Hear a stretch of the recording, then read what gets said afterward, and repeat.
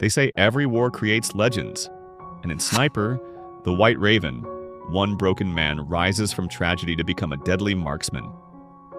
Our story begins in a peaceful corner of Ukraine. In a modest hut lives Mykola, a kind-hearted schoolteacher, and his loving wife, Nastya.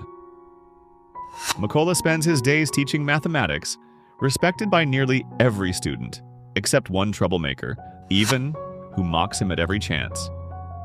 But Mykola ignores the insults, content with his quiet life. Everything changes when Russia launches a sudden invasion. While at school, Mykola learns that entire regions of Ukraine have been captured. That evening, however, his life takes a brighter turn. Nastya reveals she is pregnant. The two embrace the joy, celebrating the new life they're about to bring into the world. The next day, on his way to work, Mykola notices two unfamiliar soldiers but pays little attention. At school, he discovers the building eerily empty. The television confirms his worst fear. His city has fallen to Russian control. Heart racing, he dashes back home. But he arrives too late. The same soldiers are inside, mercilessly beating Nastya. Mykola begs them to spare her, reminding them she is pregnant. His cries mean nothing. The soldiers torch the house, drag Mykola out, and when Nastya, in desperation, hurls a stone at them, they shoot her dead on the spot. Mykola breaks down in grief, powerless as his world burns before his eyes. Hours later, Ukrainian fighters find him and help bury Nastya. But Mykola is no longer the same man. With no family and no home, his heart burns with revenge. He vows to take the fight back to those who destroyed his life. At a military camp, he begs to join the Ukrainian forces. The commander suspects him of being a spy, but Mykola's desperate story convinces him to give the grieving teacher a chance. Training begins the very next day. It isn't easy. Weak, inexperienced, mocked by fellow recruits, Mykola struggles. But with the help of a sympathetic comrade, he learns how to handle weapons. One night he declares his code name, Raven. The others laugh. A code name must be earned, not claimed. But Mykola is determined. When the commander announces the need for more snipers, Mykola steps forward. Laughter fills the room. For your love and support. You? A sniper? You can barely handle a rifle, but Mykola asks for one chance. Blindfolded, he disassembles and reassembles a gun in just 18 seconds, silencing the camp. Impressed, the commander sends him into sniper training. While others receive modern rifles, Mykola is handed an outdated one. Insulted, he demands better. The commander responds coldly, "Earn it first." With no choice, Mykola takes the old weapon. The tests are brutal. Snipers must hold position no matter what. When bullets are fired near him, Mykola doesn't flinch. His eyes stay locked on the target. In another drill, he is shown a target only once, then blindfolded and forced to fire from memory. With every test, the once ordinary teacher hardens into something new. During the next drill, all the recruits are blindfolded and told to shoot their remembered targets. One by one, the others succeed, but Mykola struggles. His outdated rifle works against him, and his shot misses. Frustrated but not defeated, he presses on. The following challenge is even more brutal. In complete darkness, the snipers must fire only when a flare lights up the sky. When the flare bursts, most recruits rush their shots and miss completely. Mykola, however, holds back. Instead of firing, he calculates distance and angle in his head, using the mathematics he once taught to children. When the flare returns, he fires one clean, perfect shot. The colonel, impressed by both his patience and skill, finally acknowledges him and grants him his code name, Raven. Days of training pass, and soon the results are announced. The colonel salutes Mykola. He has officially passed. Not long after, the colonel informs him to prepare for deployment. His first mission awaits. News arrives that Russian soldiers have taken over a checkpoint. Mykola and his team move out. They take positions and prepare to strike, but before firing, they witness a car being stopped at the checkpoint. Russian soldiers force civilians out, search the vehicle, and confiscate their passports. When the civilians protest, the soldiers beat them savagely. The colonel gives the order. Within seconds, Mykola and his unit open fire, eliminating every Russian soldier at the post. Their first mission is complete. Returning to base, Mykola notices several comrades are missing. He is told they've been sent to another mission, one that ends in tragedy. Many are killed by a Russian sniper, a man feared across the battlefield. His name is Sergei, the deadliest sniper Russia has. A few days later, Mykola joins his unit on a new assignment. He sets mines around the perimeter before taking his position.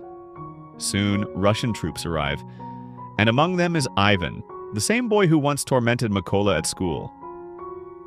Now a Russian soldier, Ivan steps on one of the mines. A massive explosion wipes out the group.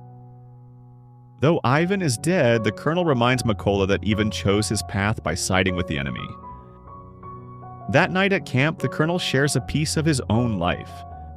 He shows Mykola a photo of his family, his two daughters who know nothing of his military service. Touched, Mykola finally opens up, recounting the brutal murder of Nastia. Overcome with grief, he breaks down, but the colonel consoles him. The next morning, another mission begins. Intel suggests a Russian unit will pass through the area. The colonel and Mykola take up sniper positions, waiting in silence. Soon, two Russian soldiers appear, scouting ahead of their group. Mykola focuses through his scope and freezes. One of the men is the very soldier who killed Nastia. Breath heavy, hands trembling, he whispers for permission to fire. The colonel refuses. Mykola insists again, but the answer is the same. The colonel wants to wait for the bigger unit, but Mykola's rage consumes him. Ignoring orders, he pulls the trigger. One shot. The man who murdered his wife drops instantly, but his action exposes them. Russian forces now know their position, and worse, the infamous sniper Sergei is already watching, hidden somewhere in the shadows. The colonel realizes immediately. Sergei is here. Mykola and the colonel remained in their sniper positions, scanning the battlefield for Sergei. But before Mykola could even find his target, a single shot rang out. The bullet struck the colonel in the head. He collapsed instantly, killed by Sergei's precision. Mykola froze in shock. His disobedience had cost the life of the man who trusted him. As Russian gunfire rained down, he grabbed the colonel's body and pulled back. Somehow, he escaped the enemy's zone and carried the lifeless body all the way to base. Grief and guilt consumed him. From that moment on, Mykola swore he would not rest until Sergei was dead. Soon, intelligence reached him about two Russian snipers.